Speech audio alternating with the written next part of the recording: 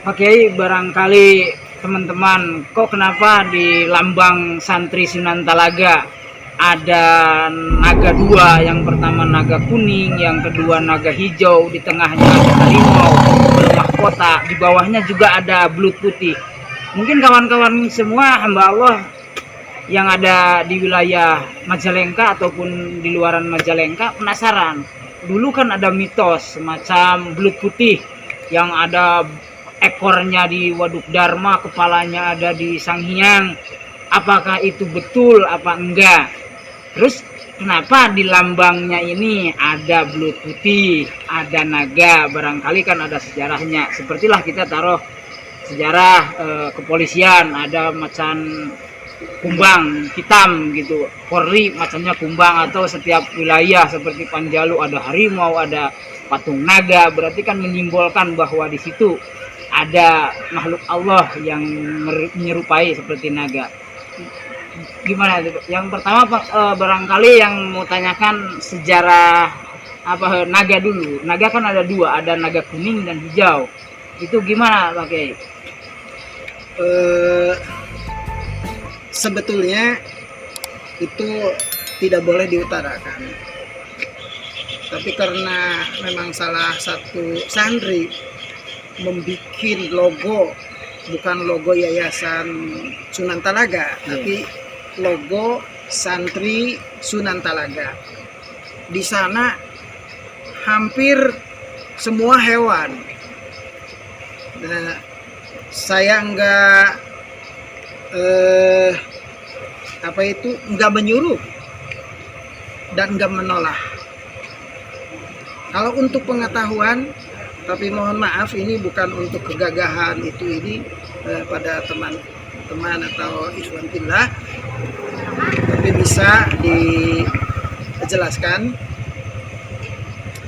sosok macan putih.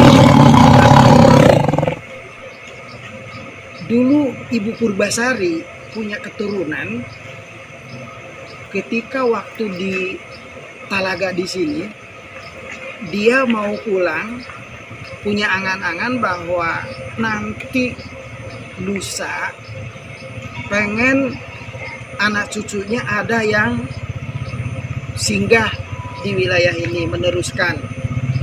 Maka dia menetapkan Sempulur Aji Sampurnya itu kerajaan Panjalu satu, dan kakaknya yang di Talaga Manggung, dan kakaknya lagi di Raja Galuh. Jadi 3 kerajaan adalah semuanya anak-anak cucu dari Ratu Purbasari. Nah, selanjutnya hampir di tiap kerajaan itu ada lambang kekuatan, yang mana lambang kekuatan rata-rata di mana-mana ada harimau. Kita kunjungi ke mana saja memang harimau. Harimau Cirebon ada harimau, udah ada Budin Putih, mau ke Sancang harimau, Penjalu itu ada harimau dan naga. Di Talaga ada unggul sedikit, yaitu ada harimau, ada naga, dan ada belut putih. Itu adalah kalau bahasa Sunda cocokan kerajaan Talaga Manggung.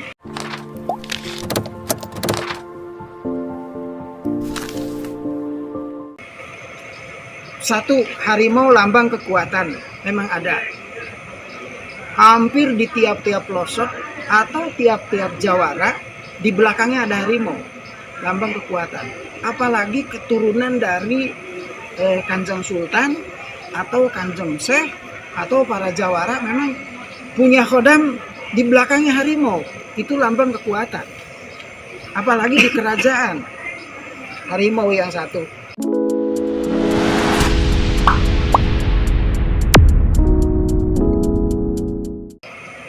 Yang kedua ada naga. Naga memang lambang kekuatan.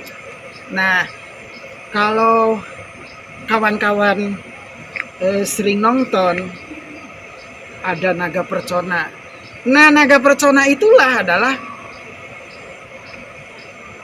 cocokan anak Talaga yang mana berasal dari kekuatan Gunung Ciremai. Di Gunung Ciremai ada satu naga yang sangat sakti, naga runcing atau yang warnanya kuning, itu adalah naga Percona. Dan yang kedua ada naga liman. Naga liman itu warna hijau, kebiruan sedikit, kekuningan sedikit. Nah itu adalah naga liman. Naga liman kebanyakan digunakan itu ada di Cirebon, di Kanjeng Sunan Gunung Jati. Karena makhluk ruhmania seperti naga, harimau, belut putih, nan belut putih juga seperti kepalanya di Waduk Dharma dan apa itu buntutnya, ekornya ada di Talaga. Memang tadinya dulu Talaga sebelum menjadi hutan belantara, Talaga dari Sindang Panji sampai Talaga itu memang benar-benar Talaga purba yang hilang. Dulu ada seorang kiai yang bernama dengan julukannya itu Kiai Dingding Bilik. Kiai Dingding Bilik Cingambul, dia menatah batu. Kan ini air kebuangnya ke Ciamis.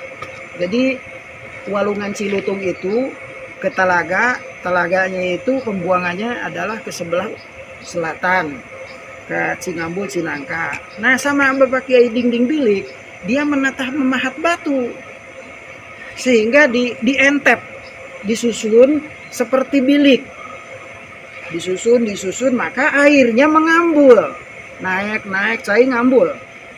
Sesudah ngambul, nah apa itu jebolah di Talaga Cempaka, sehingga dia dihukum sama kerajaan Talaga. Semenjak itulah tidak ada Talaga sampai zaman Belanda itu hutan belantara. Sesudah hutan belantara sekarang menjadi pasawahan. Saya juga waktu kecil, waktu mencakul di sawah, banyak puing-puing atau sisa-sisa akar fosil-fosil dari hutan belantara yang dulu itu. Nah itulah yang disebut Sunan Talaga, Talaganya yang hilang, bukan Sunan Talaga, Talaganya di Sanghyang, bukan. Sanghyang itu kan ke Banjaran, yang dulu yang asli itu Talaga purba. Apa tadi di pertanyaan? Tentang belut putih. Nah itu belut putih, harimau, naga, belut putih itu memang ada. Sering kali bersemayam di sini, sering kali ke pesantren. Kalau memang teman-teman atau ikhwan villa yang punya indera keenam, barangkali ini hoak atau bikin-bikinan, bukan ini di alam kenyataan. Kalau yang mau tahu silakan datang ke sini. Saya panggil, ada enggak belut putih di Talaga? Masih ada utuh. Apalagi harimau, apalagi naga. Kalau semua makhluk kalau berupa khodam kerajaan Talaga, bro. Kekuatan lah gitu. Ya itu lambang kekuatan, dan itu kalau bisa disebut khodam secara umum ya memang terserah, bisa juga. Kalau itu tunggangan waktu dulu ya memang. Oke kawan-kawan hamba Allah yang dimuliakan, inilah sepintas menceritakan ada naga yang pertama naga kuning, yang kedua naga hijau. Yang naga kuning namanya tadi naga runcing atau persona gitu, atau naga runcing. Itu asli kekuatan atau beliau singgah di Gunung Ciremai. Namun kadang-kadang silaturahmi ke pesantren, kadang-kadang ada di pesantren. Dan juga harimau dan juga naga hijau, begitu juga belut putih. Bagi kawan-kawan sahabat Sunan Talaga Channel, barangkali ini hoak, ini mengada-ngada, silahkan. Kita bukan menonton ya pakai, bukan menantang ya pakai, bukan. Tapi ini untuk membuktikan silahkan mangga silaturahmi ke pondok pesantren kami Thoriqul Huda, Desa Cidulang, Kecamatan Cikijing, Kabupaten Majalengka. Kalau ingin benar-benar tahu bahwa naga itu ada, harimau itu ada, terus belut putih yang dimitoskan dulu sampai sekarang ada, memang masih ada. Tapi dengan syarat Anda harus punya indera keenam biar netral semua bisa dijelaskan sama Pak Geri. Mungkin itu dulu kawan-kawan semuanya. Mohon maaf bila ada kata-kata yang menyinggung atau kekurangan dan kelebihannya. Mohon maaf dan cukup sekian dulu. Dan jangan lupa komen, like, and subscribe-nya. Terima kasih. Wassalamualaikum warahmatullahi taala wabarakatuh. Tambahan dikit, jadi karena tadi untuk menjelaskan dalam logo, jadi bukannya dari tadi juga sebetulnya tidak harus dibahas karena ini sangkut pautnya dengan gaib-gaib mistis ya. Allah. Tapi untuk apa saya berbohong dan untuk apa saya bicara begini? Untuk saya celaka ke neraka. Jadi pantrang untuk saya bohong walaupun bergurau apa itu. Saya ingin sejujurnya aja, seadanya itu.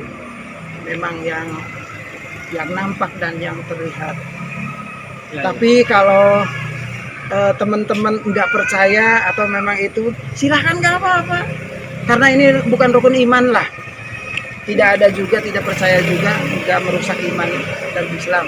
Wassalamualaikum warahmatullahi wabarakatuh.